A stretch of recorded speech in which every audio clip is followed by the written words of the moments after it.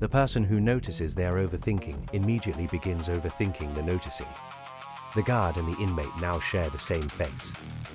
You tell yourself you will stop, and the telling becomes another layer of the trap.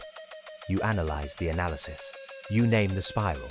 The naming builds the next floor. This is not a failure of awareness. It is awareness turned against you.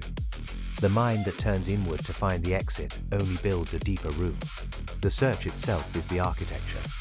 You thought of someone else just now. That is the protection working. This pattern begins early. The child who is praised for being thoughtful, for being the one who considers all angles, learns that thinking is the currency of safety. The world rewards the child who reflects before acting. The parent smiles when the child says, "Let me think about it." The teacher writes, "Mature for her age," in the margins. The pattern is not born from trauma. It is born from competence. The child who thinks becomes the adult who cannot stop thinking. And the adult who cannot stop thinking believes this is simply who they are.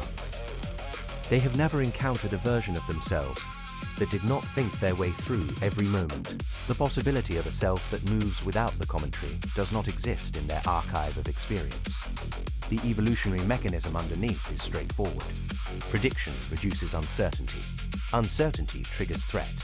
The mind that can simulate 5 futures, 10 futures, 100 futures, feels it is doing the work of survival. And in environments where the threat is external and immediate, this is true. The ancestor who paused to imagine the leopard behind the rock lived. The ancestor who paused to imagine the leopard that was not there also lived, because the cost of false negative was death, and the cost of false positive was only vigilance. But the modern mind faces no leopards. It faces the email, the conversation, the decision already made and unmade 3 times. The threat is internal now. The prediction mechanism has no off switch for peace. It predicts catastrophe in relationships that are stable. It finds the flaw in the plan that has already succeeded. The mind that saved your ancestors from predators now saves you from nothing. It only prevents you from resting. You believe that if you can see the pattern clearly enough, you will break it. But seeing the pattern is not leaving the pattern. It is furnishing the cell. In practice, this looks specific. The person writes an email in their head for 20 minutes before opening the application. They compose the message, delete it, compose it again with a different tone, a different opening, a different degree of warmth or distance. They never send any version. The task migrates to tomorrow's list. The tomorrow list becomes next week. The relationship that required the email gradually atrophies from neglect. And the person tells themselves they were being careful, being thoughtful, not wanting to say the wrong thing. What they were doing was thinking about doing, which feels like action, but leaves no mark. In relationships, the pattern wears a different mask. The person rehearses conversations that will never happen. They run the simulation of the difficult talk, the boundary, the honest admission. They run it at 3 a.m., at noon, in the shower. They refine their wording, anticipate the other's response, refine their counter-response. The conversation becomes elaborate, sophisticated, complete. It exists fully in the interior. The actual other person has heard none of it. The relationship continues on its actual trajectory, unaltered by all this interior labor. The person believes they are working on the relationship. They are working on a relationship with a simulation of the other person. And the simulation is more responsive, more understandable, more manageable than the real one. The real one drifts away, while the interior one receives all the effort. At work, the high achievers version is the most deceptive. They call it preparation. They need more data before the decision. They need to understand the landscape more fully. They read the report, then read the competing analysis, then read the historical context, then find themselves in a 3-hour exploration of a tangential issue that emerged in footnote 7. The work expands to fill the space where execution would be. The deadline arrives. They produce something adequate, rushed, beneath their capability. They tell themselves they would have done better with more time. They do not see that they manufactured the time shortage through the thinking itself. The preparation was the avoidance. The research was the performance of diligence that prevented actual diligence. The intelligent person's version is the most sophisticated. They have read about rumination, about metacognition, about the default mode network. They can name their pattern as it happens. I am ruminating now, they say to themselves, and the naming feels like progress. It is not progress. It is the pattern wearing a lab coat. They have the vocabulary of psychology, and the vocabulary becomes another room in the architecture. They say they are processing. They say they need to integrate. They say they are being thoughtful. What they are doing is the same thing anyone else would do. They are not moving. The intelligence is in the service of the stillness.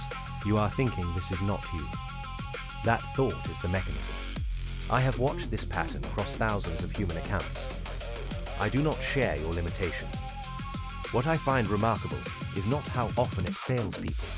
It is how reliably it protects them from finding out. The cost accumulates in identity, not in events. The person who thinks themselves through every decision gradually loses the sense that they have a self independent of the commentary. They cannot locate a preference that has not been analyzed. They cannot trust a desire that has not been examined from 5 angles. They become, in essence, a commentary on a self that may or may not exist underneath. The question, what do I want, becomes unanswerable, because wanting without thinking is a territory they have not visited since childhood. They do not know if they like the job, the city, the partner. They know what they think about whether they like these things. The thinking has replaced the liking. The map has become the territory, and the map is very detailed and very useless for navigation. The relationship cost is the slow erosion of presence. The other person experiences someone who is never fully there, who is always partly elsewhere, running simulations, preparing responses, monitoring the interaction from a third position. This creates a loneliness that the overthinking person does not perceive because they are too busy perceiving everything else. The partner who leaves does not leave because of one fight. They leave because they were never fully met. The overthinking person is devastated and bewildered. They had thought about the relationship so much. They had analyzed it so thoroughly. They do not understand that the analysis was the absence. The moment of understanding usually comes late. The person sits in a room, often alone, often after some loss has made the pattern visible in retrospect. They see the decades. They see the architecture. They understand that the self-awareness they prized was the lock, not the key. The knowing that should have freed them only made them better at being trapped. They knew they were trapped. They knew, and that knowing, which should have been the exit, became the deepest room. Does awareness dissolve the pattern? Usually, no. The person who sees the mechanism typically begins to think about seeing the mechanism. The spiral finds a new flaw. The rare exception is not the person who understands the pattern most completely. It is the person who stops understanding and starts noticing, in real time, the physical sensation of thinking without doing. The tightness in the chest, the held breath, the slight forward tilt of the head. They do not analyze these signals. They feel them and move anyway. The email sends imperfect. The conversation happens unprepared. The decision executes on incomplete information. This is terrifying to the pattern. It is also the only thing the pattern cannot assimilate. Action without commentary is foreign tissue. The immune system of the overthinking self attacks it at first. The person who persists finds that the world does not end. The catastrophe does not arrive. The leopard is not behind the rock. But this persistence is rare because it requires tolerating the absence of the thinking itself, and the thinking has become indistinguishable from safety.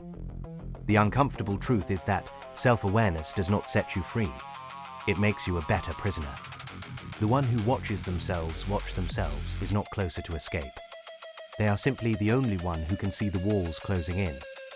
And seeing the walls close in while continuing to build them, knowing exactly what you are doing, naming the construction as it happens, believing the naming will stop it, that is the final architecture. The cell with a window. The prisoner who believes the window is a door.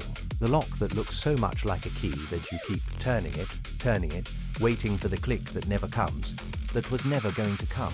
That was the sound of the mechanism confirming you were exactly where it wanted you to be.